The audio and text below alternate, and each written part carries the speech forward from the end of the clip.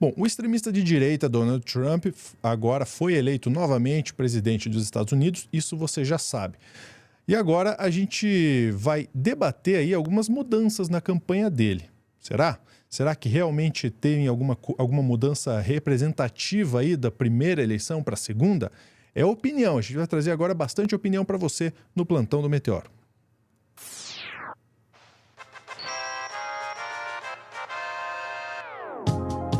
É a cobertura completa aí desse resultado das eleições estadunidenses. Eu chamo aqui na tela o Pedro Zambarda, com o arroba dele aqui, ó, @PedroSólidos, que a gente pode te seguir aonde, Pedro?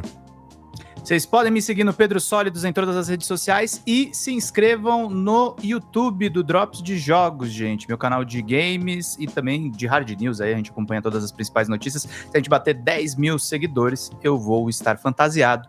Mas acho que o Lúcio, antes de mim, vai estar vestido de Pikachu. Por culpa da TV Cringe. Será? Quem será que se veste primeiro? 100 mil na TV Cringe, hein? Ó, o meu arroba 100 tá aqui, mil, ó. Hein, gente? @lu.junior pra você me seguir também, se você quiser. Vamos lá, Pedro. Aqui é um rescaldo geral aí dessa eleição, com opinião. O que a gente pode trazer aí em relação a isso? A gente vai trazer opinião e vai trazer também alguns dados. Eu tava agora há pouco, Lúcio, porque eu demorei para entrar aqui no plantão, né? Eu tava entrevistando o professor Gilberto Maringoni, que é de Relações Internacionais da Federal do ABC, e eu também li a coluna do Reinaldo Azevedo a quente quando o Trump foi eleito. E aí eu acho interessante a gente começar a pensar algumas coisas, né, gente? Quando a gente fala de Donald Trump, a gente fala de extremismo, de ódio aos imigrantes, desse tipo de coisa. E o Reinaldo Azevedo acendeu um alerta, que é o seguinte, gente, inclusive porque a Kamala Harris, quando foi escalada para ser candidata no lugar do Biden, ela estava indo bem nas pesquisas. Ela é uma pessoa preta, é uma mulher com riso fácil, é uma mulher que tem um gestual bem interessante para debates, ela estava sendo quase um modelo ali do Partido Democrata para ganhar novamente do extremismo do Trump. E o que aconteceu é o que o Reinaldo pontuou muito bem, o Trump falou manso no discurso de vitória. Manso, manso, manso. É a coluna do Reinaldão aqui. Trump fala manso, diz que vai cumprir promessas e exalta Elon Musk. E o Brasil? E aí uma coisa que eu falei com o Maringoni, Lúcio, eu tô achando que esse é o Donald Trump paz e amor. Será? Nós estamos vendo aí. Então, paz e amor não no sentido que ele se moderou, ele continua o velho radical de sempre. Mas a extrema-direita trumpista, ela tá aprendendo a modular o discurso. Ele teve muito voto de imigrante.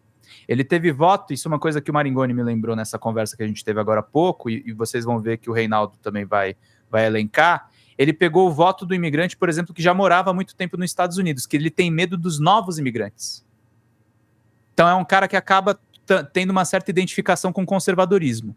Então o que o Reinaldo diz aqui? As pesquisas eleitorais erraram bastante.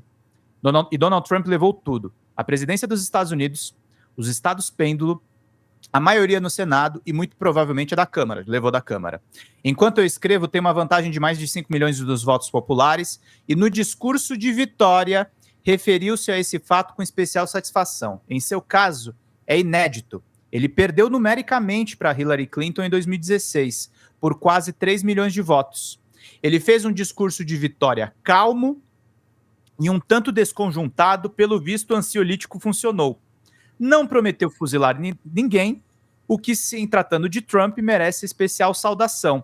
Chamou os outros para dar uma palavrinha, a exemplo do J.D. Vance, seu problemático vice, e Dana White, o chefão do UFC.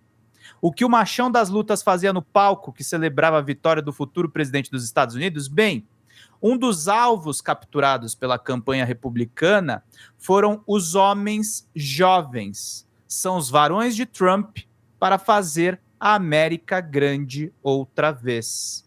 Você entendeu, Lúcio? Ele está rejuvenescendo o eleitorado dele. Ele modula o discurso. Não atacou os adversários, mas disse que o que é preciso fazer para o país dar a volta por cima.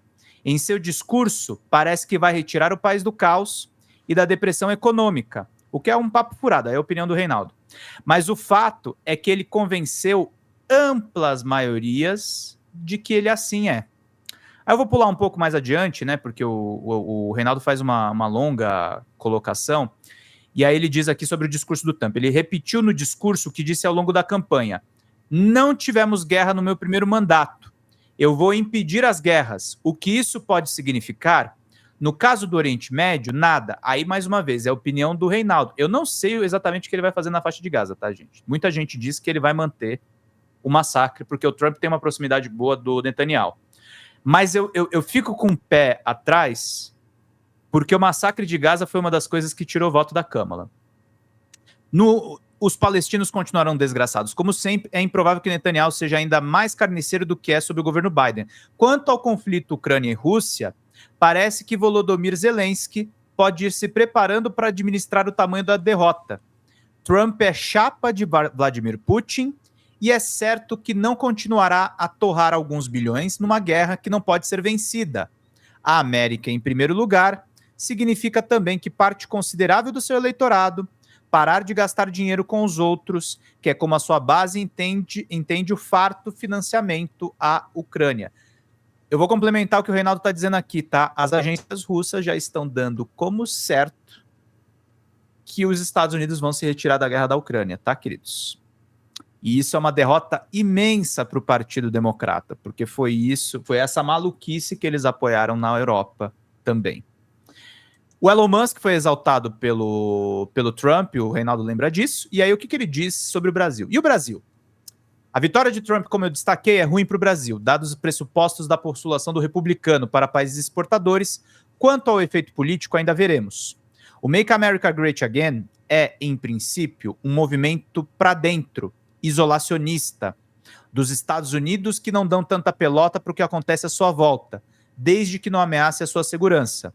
Mas Trump também pertence à safra dos populistas de extrema-direita e está cercado de tarados ideológicos que acham que podem exportar a revolução conservadora. A família Bolsonaro, com efeito, tem relações com o entorno do futuro presidente. A intimidade afetada pelo deputado Bolsonaro é falsa, mas existe uma certa proximidade. Vamos ver. Musk, um dos homens de Trump, já meteu o nariz aqui. Relações entre governos são mais complexas, mas os dias parecem existir para nos espantar. Dá para dizer, no entanto, o que não vai acontecer. Nesta quarta, em festa, o bolsonarismo anteverá que tio Sam, sem a cartola e com topete de cor de laranja a ordenar ao Supremo, devolva a elegibilidade a Bolsonaro. Não vai acontecer. E aí, Lúcio, eu vou desdobrar essa análise do Reinaldo em alguns dados. Primeiro, vamos lá para o G1 e vamos calcular o tamanho da vitória do Trump. Só para vocês terem uma ideia, o Trump teve 295 delegados contra 226 da Câmara e o resultado foi anunciado às 7h30 desta quarta-feira. Diversos líderes manifestaram apoio a ele, de extrema-direita, e também o próprio presidente Lula, também líderes de outras vertentes políticas. Então a vitória foi grande, apesar de que da metade da apuração para o final, a Câmara pegou alguns delegados, mas ela não chegou nem perto assim de tirar esse favoritismo do Trump. O segundo dado importante para as pessoas entenderem, que também está no G1, é o segundo link que eu deixei separado. A Truth Social e a Tesla dispararam na bolsa de valores com a vitória de Trump e Elon Musk ficou 20 bilhões mais rico. Então a gente vai ver, eu vi em outras colunas também de especialistas em tecnologia, o Vale do Silício estava rachado no apoio entre os dois candidatos e a gente vai ver um fortalecimento do dono do X, que é essa rede de extrema-direita que está se formando do ponto de vista social e que pode ser usada como arma pelo Donald Trump. Então é uma questão aí bastante complicada que vai se desenhando. Eu vou desenvolver depois isso num segundo corte.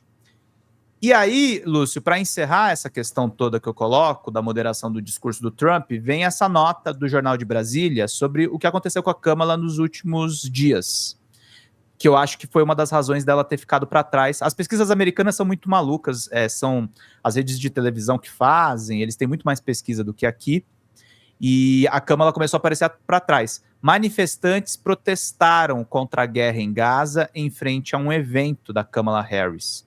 É uma nota, na verdade, da Folha de São Paulo, mas o Jornal de Brasília reproduziu, e aí eles colocaram alguns poucos manifestantes, fizeram um protesto silencioso, em frente ao local em que aconteceu o evento da campanha de Kamala Harris em Washington.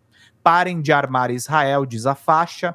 A democrata foi alvo de pressão da ala mais de esquerda do partido a mudar a política atual de Joe Biden em apoio a Tel Aviv. Isso aconteceu neste mês, tá? Há poucos dias das eleições. Então eu acho, meu caro, que um governo...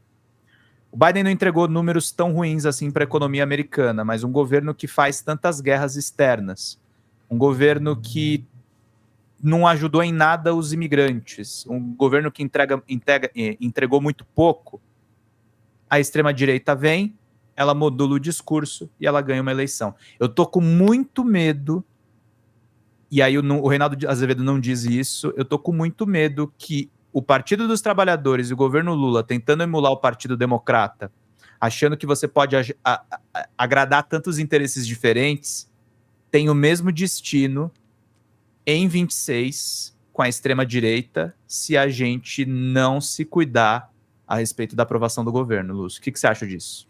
Concordo. Acho que a gente já viu isso, inclusive, um pouco aí na eleição da Prefeitura de São Paulo, em que não foi possível chegar nessa galera, né? O discurso já estava azeitado por lá, já estava definido por lá, então até houve uma tentativa, mas não conseguiu chegar nessa galera. Então, como chegar, né? Isso tem que ser debatido.